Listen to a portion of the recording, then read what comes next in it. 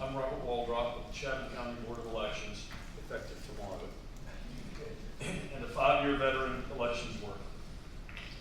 I'm here to express the urgent need for a critical expansion item in our 2026 budget to allow us to comply with new state laws. Recent changes to North Carolina law, specifically Session Law 2024-57, have fundamentally altered how elections must be run. We used to have 2 weeks to process absentee and provisional ballots, but now we have 2.5 days. This must happen during the same time we're performing state-mandated audits, finalizing results, and addressing any anomalies. The state is mandating new deadlines for training and reporting. These are not optional. Intense scrutiny by election officials and the public has caused many seasoned election workers to leave, requiring more training of many new poll workers. These demands cannot be ignored unless you want us to fail and raise the ire of the public.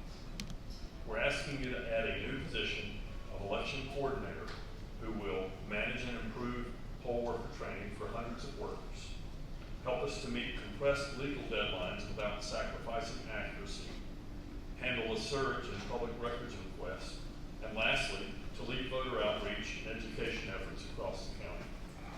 Without this, we will pay thousands of dollars in unforecast overtime to an already exhausted staff, which could lead to costly and legal errors.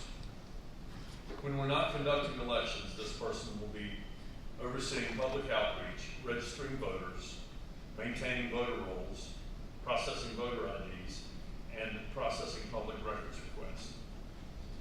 Without this resource, we face a very real risk of non-compliance with election law, increased voter wait times and dissatisfaction, a lower voter turnout, and less attention from decision makers in Raleigh. I've given you an article by the North Carolina Budget and Tax Center with highlighted segments, which proves a correlation between the money spent on elections and voter turnout. Chatham County consistently has some of the highest voter turnouts in the state, but did you also know we only spend $11.99 per vote? This research says that while the voting population has increased 33% since 2007, the funding of elections from the state budget has decreased by 19%. Counties have had to make up the difference. We're not asking for funding, but to make sure we comply with state and federal law and avoid costly lawsuits like we just witnessed over the past 6 months. Ensure every citizen has easy access to vote and that every vote is counted in a timely manner.